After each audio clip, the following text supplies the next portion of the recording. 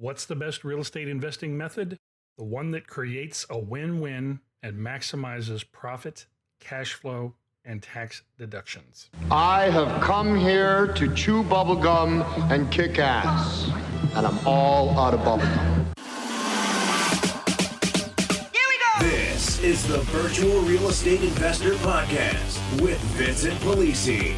Buckle your seatbelt and prepare to learn how to legally make six figures investing in real estate with no money, no credit check, and nothing but a computer and internet connection.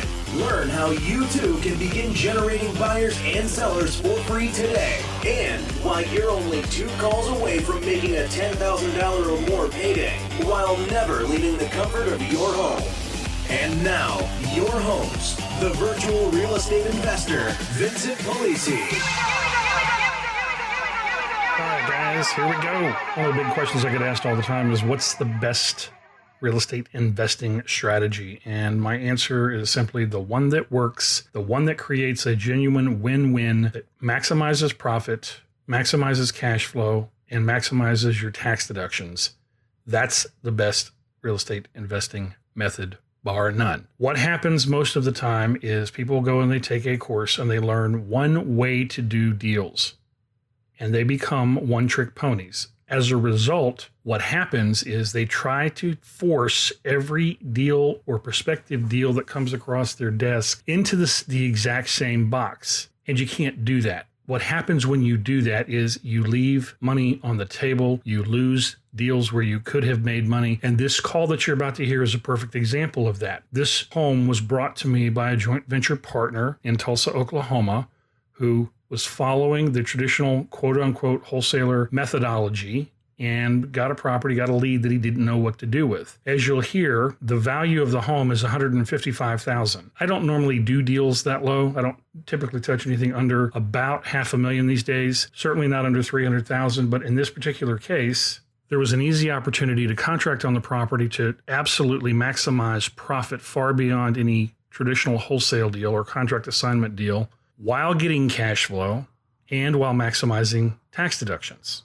So take a listen to the call and you'll understand what I mean. You don't want to be a one-trick pony. That's why it's absolutely imperative that you understand the different strategies and deal structures that are out there and maximize your education so that you can master your craft as a real estate investor. And now, without further delay, it's unquestionably everyone's favorite segment of the Virtual Real Estate Investor Podcast with Vincent Polisi. It's time for an extra-large dose of total transparency. As you listen to Vincent live and in the trenches dodging bullets and grenades, while he's closing real buyers and sellers over the phone.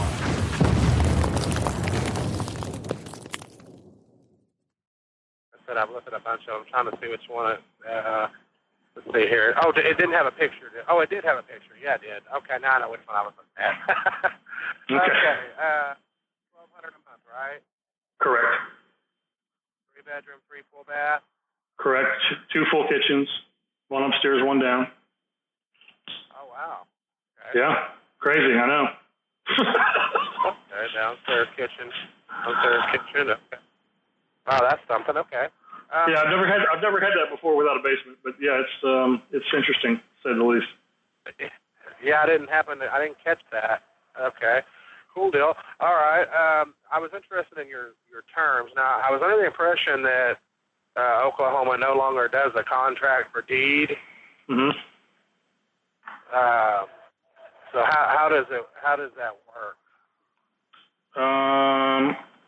I'm just now familiarizing myself a little bit with the owner finance. Well, we use the term somewhat generically because there's different variations of contracts that can be done. In some cases, it's called a contract for deed. In some cases, it is a land contract, an installment sales contract, a wraparound mortgage. I mean, we do this in all 50 states, and so I use the same term in all of them. Oh, okay. But basically, what happens is you would be contracting on the property, for a period of time, generally for about 24 months before you'd be looking to refinance the house into your own name. The way the contracts are put together, And again, we can get into the semantics of what is, bond for title or whatever. I mean, these are all different variations of essentially the same thing. The way they're put together is you become the legal owner of the property on paper as far as the IRS is concerned and have the ability to deduct the property taxes and interest that you're paying on a mortgage, because you would technically be paying a mortgage, not a rental agreement. It's not a lease agreement. And then, you become the legal owner of the house. You get homeowner's insurance. You own the home for all intents and purposes. If you want to get a dog, get a dog. If you want to paint. You don't have a landlord. That's not what you're dealing with.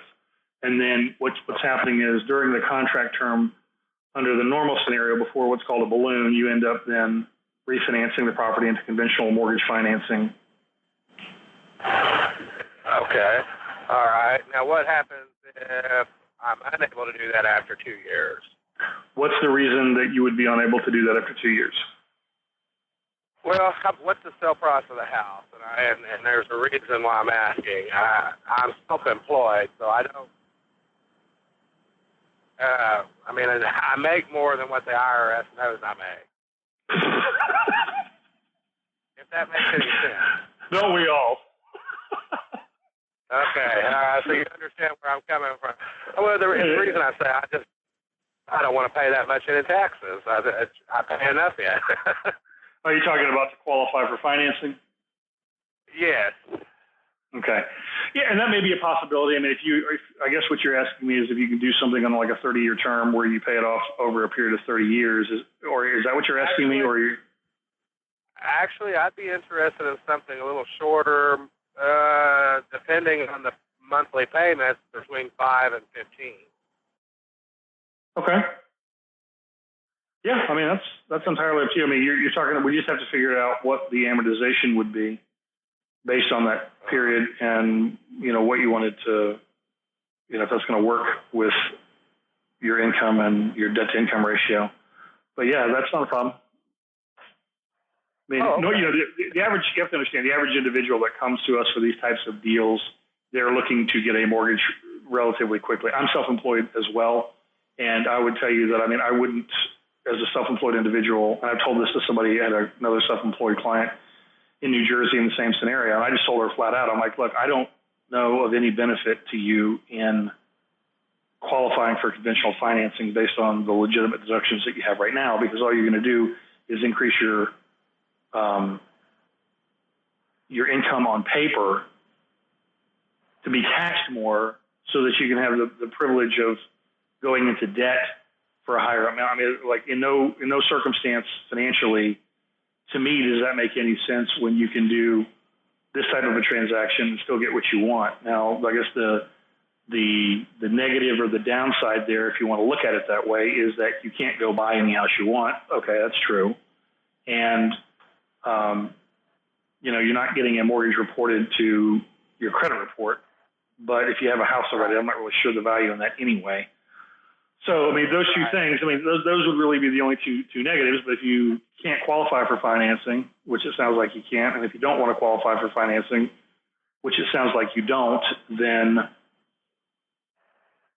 we just set it up under a period of time where you can pay. What I don't want to do is force you into an amortization that requires you to pay payments higher than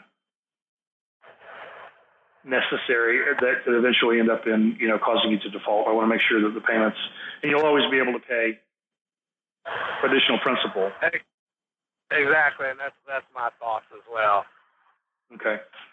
So, yeah, if you wanted to do 15 years and then, pay it off in 10, or 15 years and pay it off in 5, that's fine. I don't have any issue with that, but I don't want to put you in a 5-year note and strangle you to death with a payment.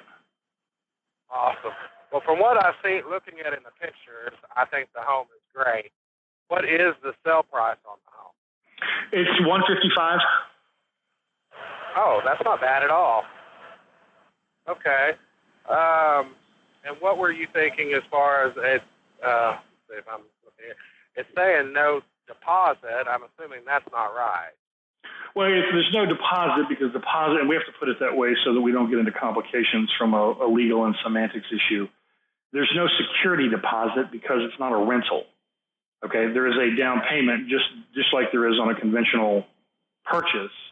And, FHA right now requires 3.5% down based on the purchase price to get a property. And that's kind of where we have these things set at. What is it that you're working with that you had set aside for a down payment to get into a property? Right now I have $5,000. I've got stuck back.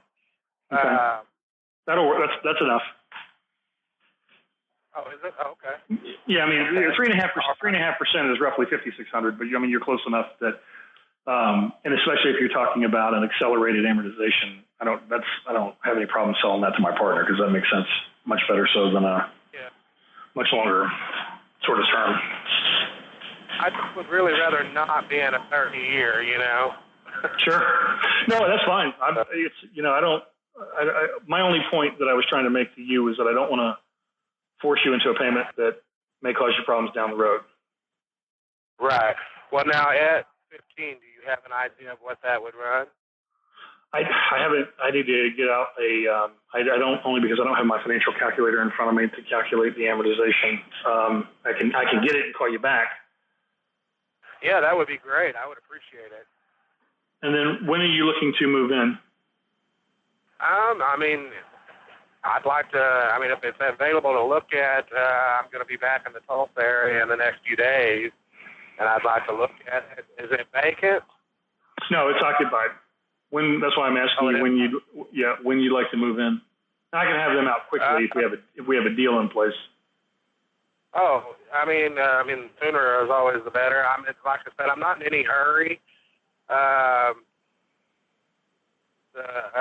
The people that I'm renting from now, so I've got great rental history, and the people that I'm renting from now, unless they let me out early, I'm locked in until October. So, but I know they'll let me out of the lease. I guess what I'm trying to say is, I can move any time, but I'm not in a hurry. Okay. Yeah, that's up to you. That's why I'm asking you. If there's somebody in there. There is somebody in the property, but I can have them out in a few weeks. Oh, okay. Okay. All right. Let's see here. Now, but would I be able to view the home? Yeah, of course. Okay. And, so now you say you work all over the country. Are you local in? You are. No, my partner is in Tulsa. I got a partner right there in Tulsa. I'm in Phoenix. Okay, cool. I'm in Phoenix. I handle this side. He's the one that he's physically on the ground right there in Tulsa. I was just in Phoenix last night. Oh, were you? Yep. Y'all had it quite hot there. I put a thing on Facebook, man. It was like 111 degrees when I was on the way back yesterday afternoon. I went through last night. It was 117, and that's on my dash display. So, yep.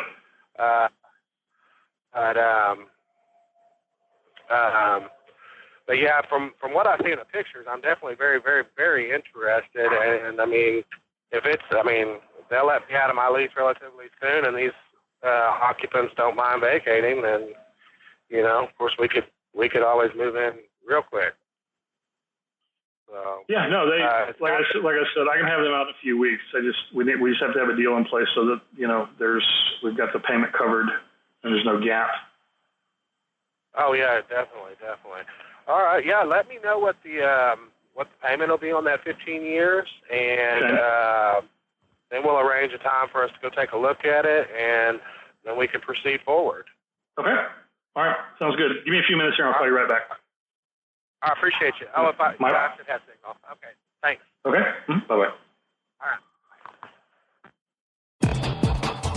Thank you for listening to the Virtual Real Estate Investor Podcast with Vincent Polisi.